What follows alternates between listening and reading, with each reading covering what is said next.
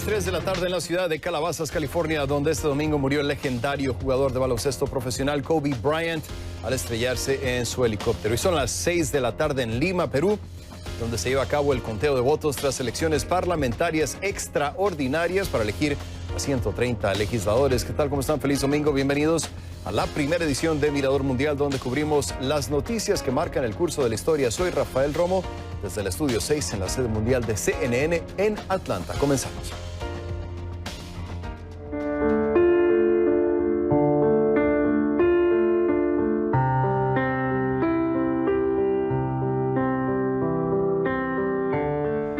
Es una noticia que ha puesto de luto al mundo del deporte. El legendario jugador de baloncesto profesional Kobe Bryant murió la mañana de este domingo cuando se estrelló en California el helicóptero en el que viajaba. Esto es lo que sabemos. El accidente ocurrió en la ciudad de Calabasas, ubicada a unos 50 kilómetros al oeste de Los Ángeles. En el accidente también murieron su hija Gianna, de 13 años, y otras 7 personas que no han sido identificadas. Kobe Bryant tenía 41 años y le sobreviven su esposa Vanessa y 3 de sus 4 hijas, incluyendo una bebé nacida en junio del año pasado. Tenemos cobertura de equipo sobre la muerte de Kobe Bryant. En Miami está Luis Gerardo Bucci de Deportes CNN con la impresionante trayectoria deportiva de Bryant, pero empezamos con Gonzalo Alvarado, quien se encuentra muy cerca del lugar del accidente en la ciudad de Calabasas, California, donde apenas empieza la investigación. En un principio, Gonzalo, ¿cómo estás? Se había dicho que eran 5 víctimas, ahora sube la cifra a 9. ¿Qué más nos puedes decir? Adelante. Rafa, ¿qué tal? Muy buenas tardes. Efectivamente, conforme pasan las horas, sigue apenas avanzando la investigación. Tú bien lo mencionas bien, el sheriff del condado de Los Ángeles, Alex Villanueva, acaba de concluir una conferencia de prensa donde efectivamente da a conocer que son 9 personas las que iban a bordo de ese helicóptero. Entre esas personas iba el helicóptero y ya como mencionabas, el exfutbolista de la NBA, Kobe Bryant, y su hija, también Gianna, de 13 años, iban a bordo.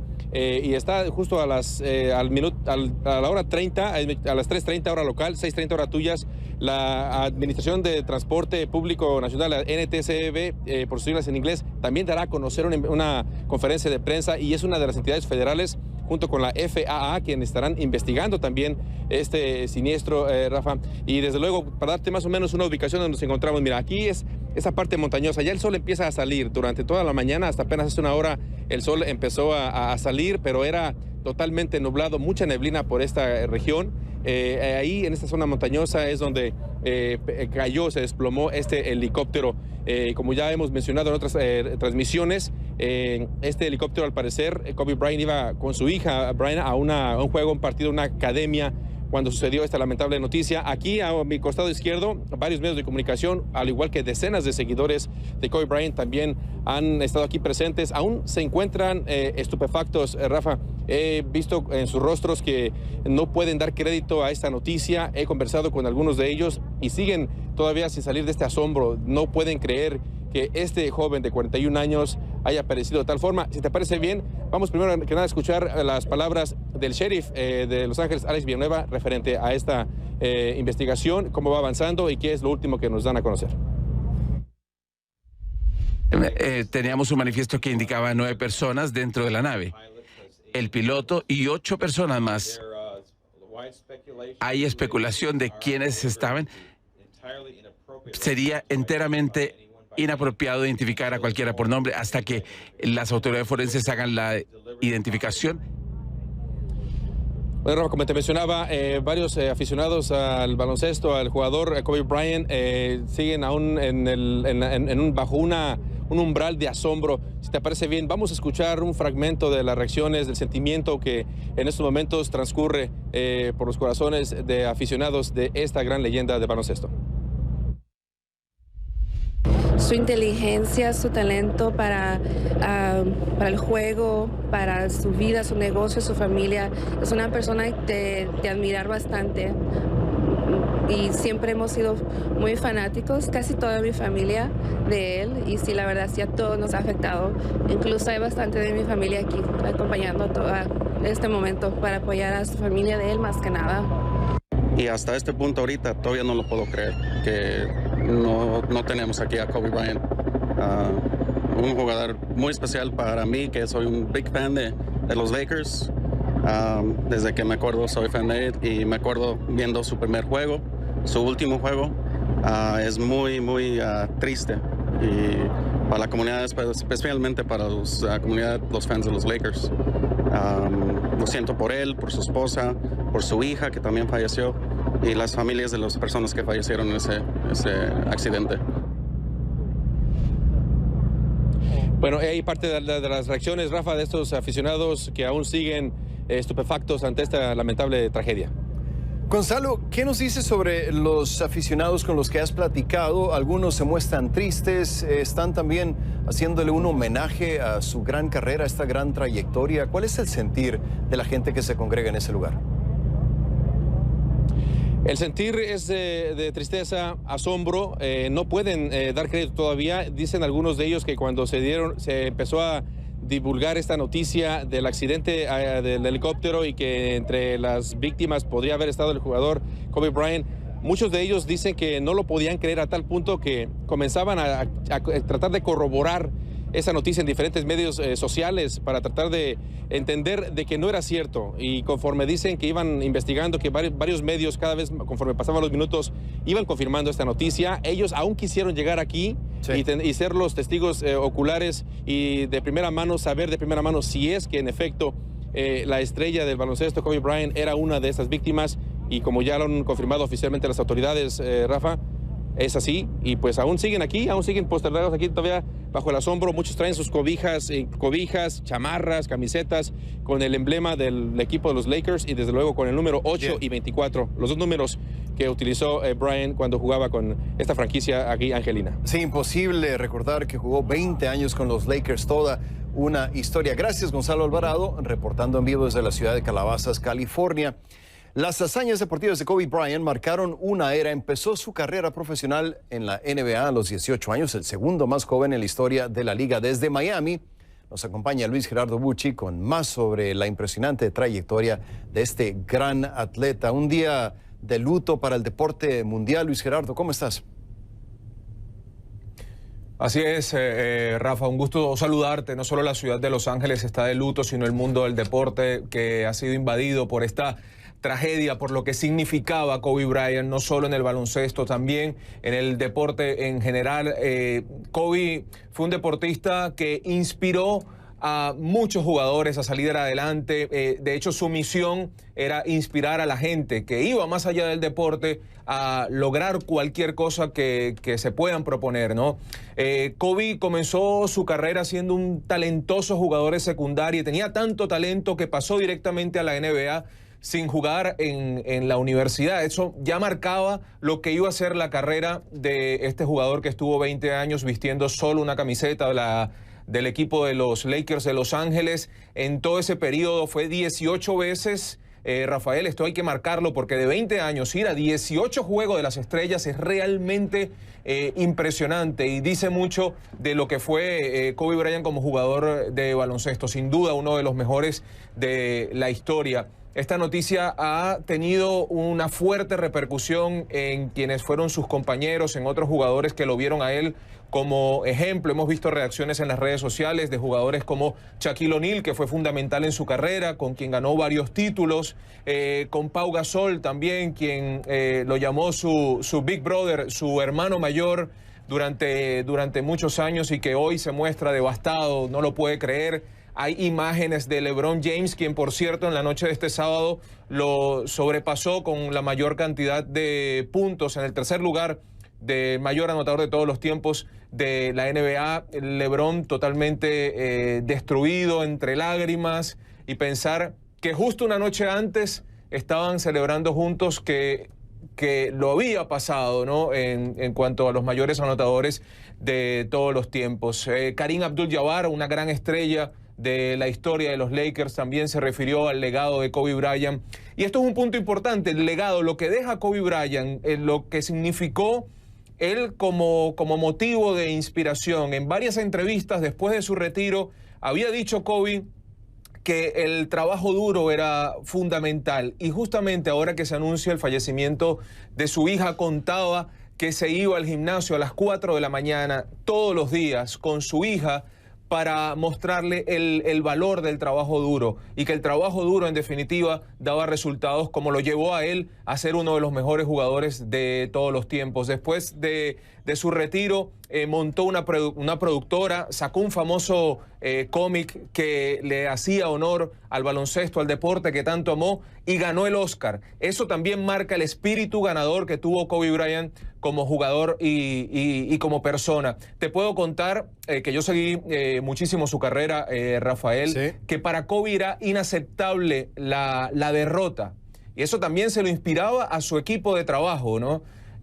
Para él era fundamental ser productivo, no importa a la hora que te levantes, a la hora que te vayas del trabajo, sino aprovechar el tiempo para ser una persona productiva y que en definitiva pueda cada persona que esté a su alrededor cumplir con lo que se le asigna y más allá como él lo hizo como jugador. Se decía que Kobe dormía 3 horas al día, era el primero en llegar al gimnasio cuando todavía pasaban muchas horas para que llegaran el resto de los jugadores, y era el último en irse cada día después de cada entrenamiento, inclusive después de cada partido. Dormía en el carro, muchas veces, esto lo contaba su entrenador Phil Jackson con Los Ángeles Lakers. En definitiva, todo lo que te estoy contando crea un impacto gigantesco en el mundo del deporte y más allá. Y estábamos viendo, Luis Gerardo, a medida de que tú hablabas, la reacción de LeBron James tras la muerte de su gran amigo. Se le ve profundamente consternado en estas imágenes que acabamos de recibir. Vaya golpe tan duro que tiene que haber sido, ¿no, Luis Gerardo? Durísimo, durísimo, Rafael, porque se puede decir que en la historia del baloncesto estos dos jugadores pudiesen ser quizás rivales, pero fue todo lo contrario. Cuando LeBron James llegó a los Lakers de Los Ángeles fue acobijado por esta gran figura que justamente había dejado el equipo en el 2016, y entablaron una amistad bastante importante, porque además los dos, dentro y fuera de la cancha, transmiten una mentalidad similar, y el respeto que tenía Kobe Bryant por LeBron James también era remarcable, y te lo decía porque justamente después de sobrepasarlo, ambos celebraron juntos en la cancha, inclusive tuiteó felicitando a LeBron James, y eso habla de lo que era Kobe, lo que significaba para LeBron James Kobe Bryant. Sí, nos habla muy bien también de Kobe Bryant. Gracias, Luis Gerardo Bucci, con el reporte en vivo desde Miami. Y bien, este es el primer tema del programa. ¿Cómo recuerdan el legado de Kobe Bryant, todo lo que hizo en el baloncesto y también fuera de la cancha? Envíenme sus comentarios y opiniones a mi cuenta en Twitter, es @RafaelRomosCNN, con la etiqueta #MiradorKobe.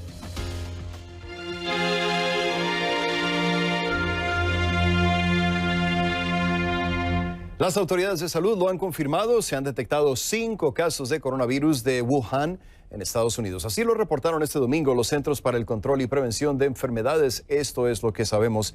De los 5, un nuevo caso se confirmó en Arizona y otros 2 en California. A estos casos se le suma un cuarto en el estado de Washington y un quinto en Illinois.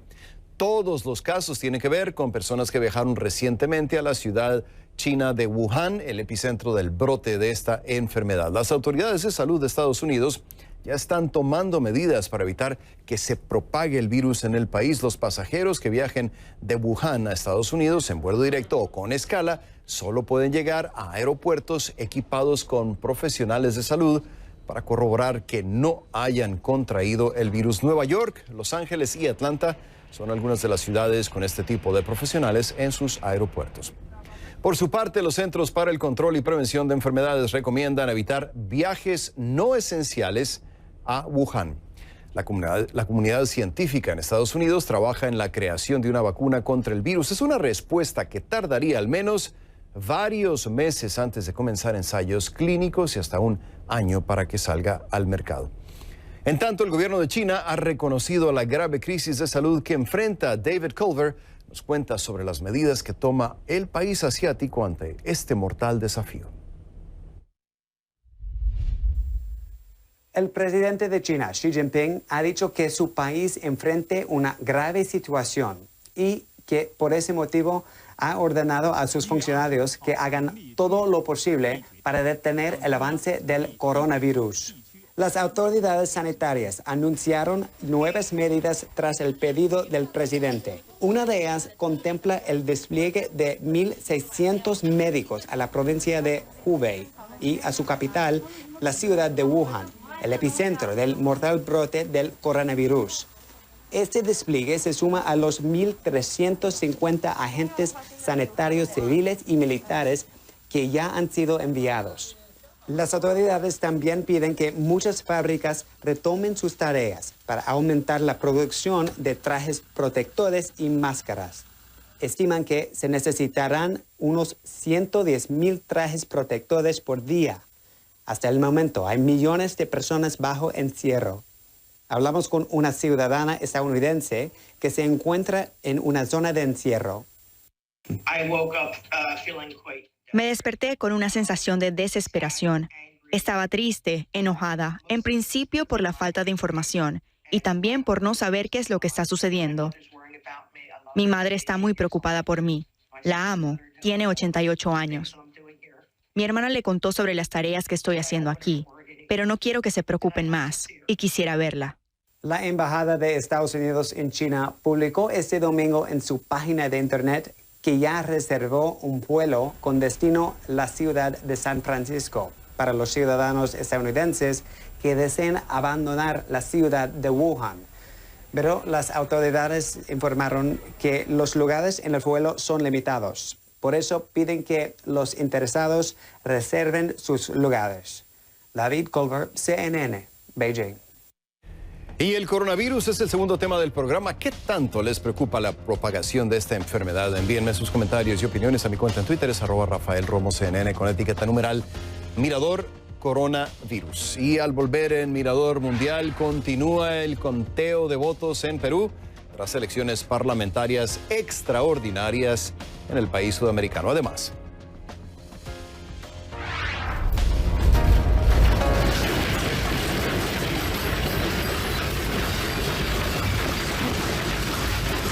así suena en el interior de una casa que se estremece ante un poderoso terremoto. Iremos a Puerto Rico para escuchar el testimonio de un sobreviviente. Los temas de conversación en redes sociales para el programa. Numeral Mirador Kobe, esta gran pérdida. Numeral Mirador Coronavirus.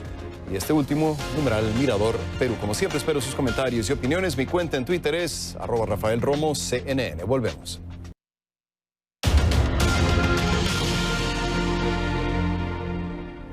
Más de 23 millones de peruanos estaban convocados a participar este domingo en unas elecciones parlamentarias extraordinarias. Eran extraordinarias porque surgieron tras la decisión del presidente Martín Vizcarra de disolver el Congreso, iniciativa que avala la Constitución. El electorado tenía que escoger a 130 nuevos legisladores para lo que será el periodo más corto en el Congreso en la historia democrática del Perú, ya que en el 2021 habrá elecciones generales. Vamos a Lima, donde se encuentra Jimena de la Quintana, quien ha estado monitoreando esta importante jornada electoral. Jimena, ¿qué tal? ¿Cómo estás? ¿Qué tan pronto podremos conocer los primeros resultados y tendencias? Hola Rafael, ¿cómo estás? La OMPE, que es la Oficina Nacional de Procesos Electorales, que es quien contabiliza las actas, ha anunciado ya algunos días atrás que estaría dando los primeros resultados oficiales, es decir, el primer flash electoral oficial esta noche.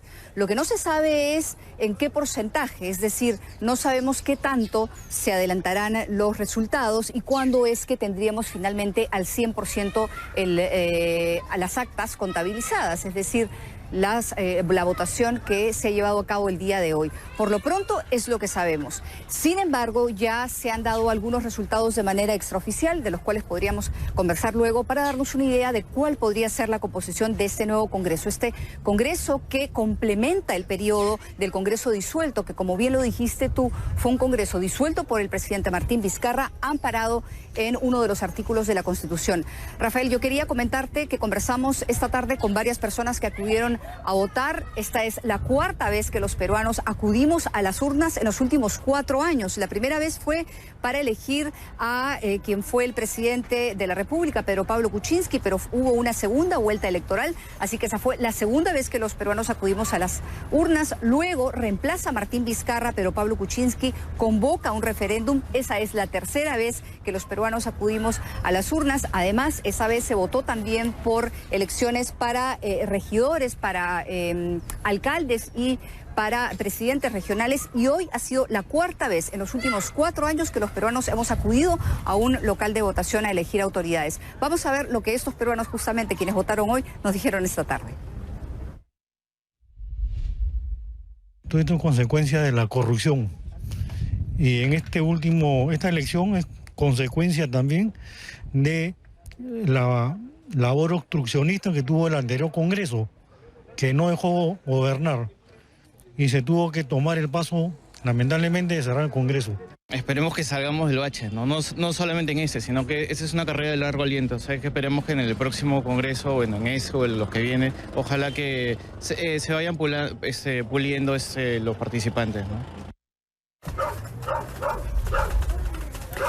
Rafael, ni bien cerraron las urnas a las 4 de la tarde, hubo un primer flash electoral no oficial de Ipsos difundido por América Televisión, repetimos, no oficial, pero si bien no vamos a dar números, de lo que nos da una idea es de la composición que podría tener el próximo Congreso, y lo que podríamos decirte en principio es que al parecer va a ser un Congreso bastante diverso. El Congreso disuelto tenía 6 agrupaciones políticas, congresistas que representaban a 6 agrupaciones políticas. Al parecer este tendría congresistas que representan a más de 9 agrupaciones políticas. Además, el presidente Vizcarra no tendría bancada, o no tendrá bancada, mejor dicho, porque el presidente Vizcarra no pertenece actualmente a ningún partido político, no ha presentado, no hay congresistas que podrían representar al gobierno. Por lo tanto, el presidente Martín Vizcarra va a tener que consensuar con estas agrupaciones, o este gran número de agrupaciones que al parecer ocuparían las 130 curules en el Congreso de la República. Y lo último que te puedo decir también es que Fuerza Popular, que era la mayoría opositora en el Congreso disuelto, no sería mayoría en este nuevo Congreso. Sí, brevemente, ya nos quedan unos escasos segundos, Jimena. Entonces, aquí lo que está en juego es la balanza política. Correcto. Las reformas que va a hacer Martín Vizcarra, que fueron las reformas que no pudo hacer con el Congreso antiguo en el marco de las investigaciones de corrupción por el caso Odebrecht, son reformas que él va a tratar de empujar nuevamente, y veremos cómo responde este Congreso. Pues poco tiempo para este nuevo Congreso, pero el balance de poder queda ahí en juego. Gracias, Jimena de la Quintana, con el reporte en vivo desde Lima. Las elecciones parlamentarias extraordinarias de Perú son el tercer tema del programa. ¿Un buen paso hacia el fortalecimiento de la democracia o un proceso innecesario? ¿Qué fueron? Envíenme sus comentarios y opiniones a mi cuenta en Twitter, @RafaelRomosCNN, con la etiqueta numeral Mirador Perú. Y este domingo, muchos mexicanos salieron a las calles a protestar contra la violencia. En la marcha organizada por el activista Javier Sicilia participó la familia Levarón, que perdió a 9 de sus miembros, 3 madres y 6 niños, en una masacre en la frontera entre México y Estados Unidos en noviembre. Belén Zapata tiene más información. La marcha por la verdad, la justicia y la paz, que salió el jueves pasado de Cuernavaca, Morelos, hacia la Ciudad de México, llegó este domingo a su destino final, Palacio Nacional. Al frente del contingente, el activista Javier Sicilia, que en 2011 perdió en un secuestro a su hijo, y la familia Levarón, víctimas de la masacre del pasado 4 de noviembre, en el que murieron 2 mujeres y 6 niños. En su discurso, Javier Sicilia reclamó al presidente el incumplimiento de la agenda por la seguridad a la que se comprometió en 2018 y recordó que no habrá paz en el país mientras no haya justicia y verdad. Escuchemos. Ya es tiempo, presidente, de poner un verdadero alto a tanto dolor, a tanta muerte, a tanta humillación, a tanta mentira. Tiempo de que el sufrimiento le palpite de nuevo un corazón y la tierra pueda florecer. Tiempo de unir las fracturas ensangrentadas de la patria y de hacer con todos la verdad, la justicia y la paz que tanto necesitamos. La hermana de Ronita Levarón, una de las víctimas de la masacre de noviembre pasado, Así expresó el dolor de su familia. Estamos intentando lo que podemos hacer para México, nos da fuerza. La verdad yo digo que yo quiero ir a mi casa y estar con mis hijos y nomás dar amor. Pero mi hermana no se murió en un accidente y sus hijos no se murieron en un accidente. Los mataron y los quemaron. Y si no hacemos algo van a seguir matando y quemando y desapareciendo todos nuestros mexicanos hasta que no queda nada. Uno de los momentos más emotivos de la marcha fue cuando el contingente rindió un homenaje a una de las sobrevivientes de la tragedia, una niña de apenas 9 años, quien habría caminado más de 10 kilómetros para avisar de la tragedia a sus familiares. Marchamos un kilómetro con un solo zapato en honor a Mackenzie, en honor a su valentía y también para inspirar a todo mexicano que tengamos el valor, que tengamos la valentía de una niña de 9 años y así buscar recuperar nuestros espacios, buscar recuperar nuestro México. A la marcha se sumaron familiares de desaparecidos, de mujeres y niñas víctimas de feminicidios y padres de los 43 estudiantes de Ayotzinapa desaparecidos en 2014. Escuchemos un par de testimonios. Que no somos un show, que somos unas madres muertas en vida. Y me canso ganso que no nos va a parar, porque somos personas que nos cansamos ya. Él nos prometió y no nos ha cumplido. Le hago un llamado al presidente López Obrador que por favor se toque el corazón porque somos muchas familias que no podemos estar en paz. La marcha concluyó con la entrega de un documento a integrantes del Gabinete de Seguridad en representación del presidente Andrés Manuel López Obrador. Para CNN, Belén Zapata, Ciudad de México. En Brasil, el gobierno del estado de Minas Gerais declaró situación de emergencia en 47 municipios por las fuertes lluvias que desde el miércoles han cobrado la vida de al menos 38 personas y han dejado miles de damnificados. Este domingo se llevaron a cabo labores de rescate gracias a una reducción en la intensidad de las lluvias. Hasta el momento, 17 personas se encuentran desaparecidas tras el fenómeno que provocó inundaciones y deslaves y obligó a más de 9,000 personas a abandonar sus viviendas.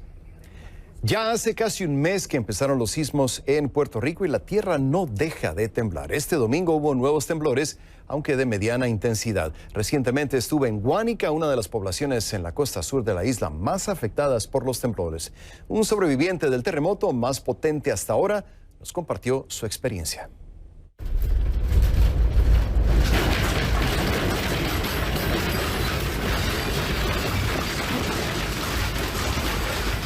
Así es como suena en el interior de una casa cuando es sacudida por un terremoto de gran intensidad. Eso no avisa, es de momento, eso te coge en cualquier lugar y como esté. La madrugada del 7 de enero, cuando un terremoto de magnitud 6,4 sacudió el sur de Puerto Rico, vamos por ahí. Ernest Soto Rivera dormía con su familia en casa de sus padres, ubicada en Guánica, una población en la costa sur de la isla. ¿Por qué decidiste grabar? Pues como todos sabemos, estaba temblando desde el 28 de diciembre, pues esa noche pues me dio algo de curiosidad. Antes de acostarme, decido dejar el teléfono grabando. Porque tenías un presentimiento. Tenía un presentimiento, sí. Su presentimiento se convirtió en realidad.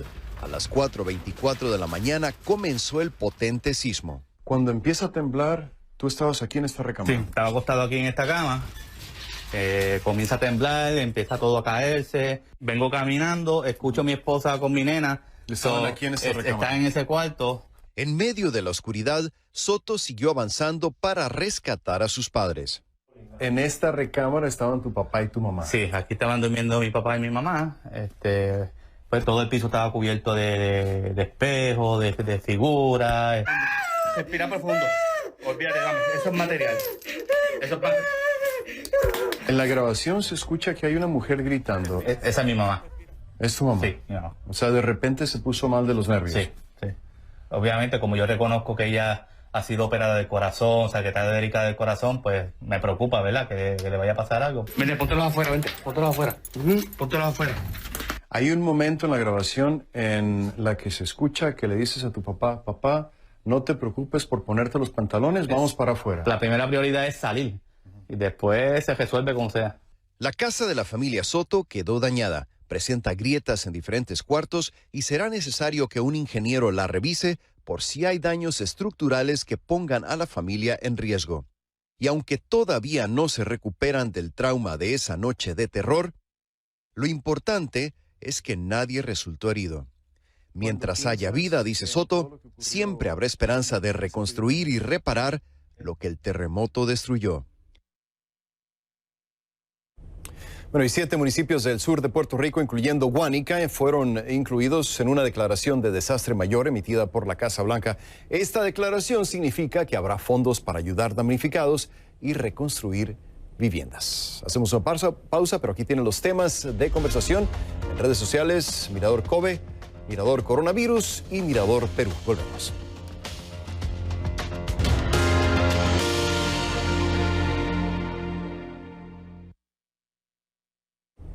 El gobierno de Donald Trump develará en los próximos días una propuesta para resolver el conflicto entre israelíes y palestinos.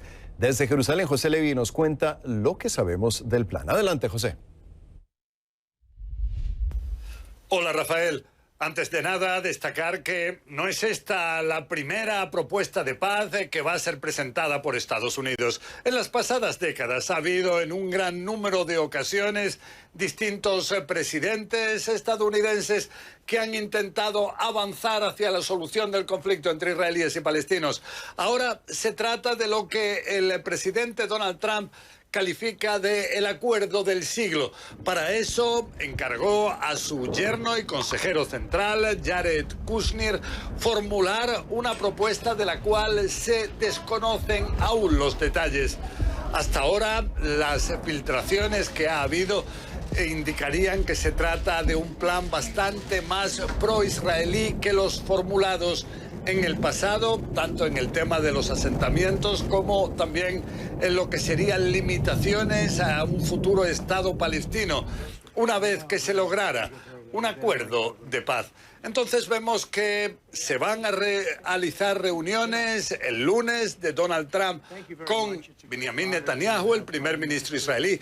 También una reunión por separado con Benny Gantz, el jefe de la oposición en Israel, y el martes sería cuando esta iniciativa pudiera quizás ser lanzada oficialmente.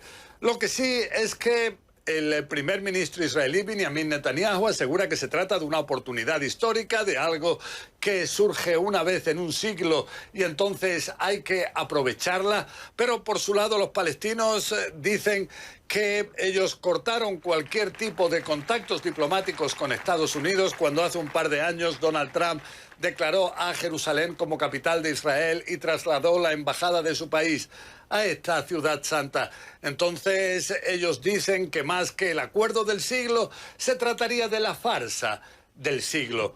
Lo que sí es que todo esto coincide, por un lado, con el proceso político, el juicio político a Donald Trump, y también con algo similar, pues esta semana está previsto que en el Parlamento israelí comience el proceso de quitarle inmunidad a Benjamin Netanyahu después de haber sido acusado de 3 casos de corrupción. También todo esto se va a formular 5 semanas antes solo de las elecciones generales en Israel, algo que despierta no pocos recelos. Rafael.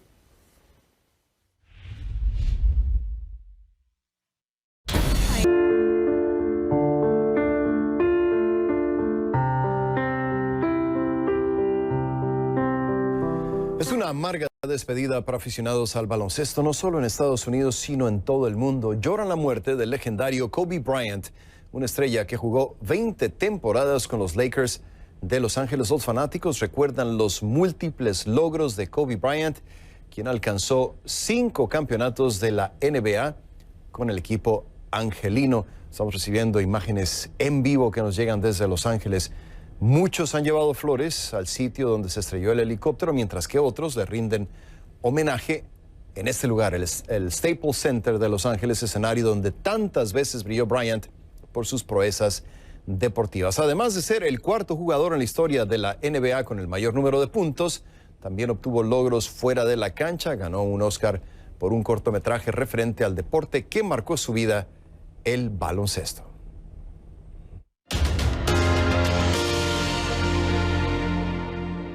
En redes sociales me dice Lourdes, recordemos a la leyenda de la NBA como le hubiera gustado, repasando sus victorias, aprendiendo de su disciplina y fortaleza, que le hizo un grande del baloncesto.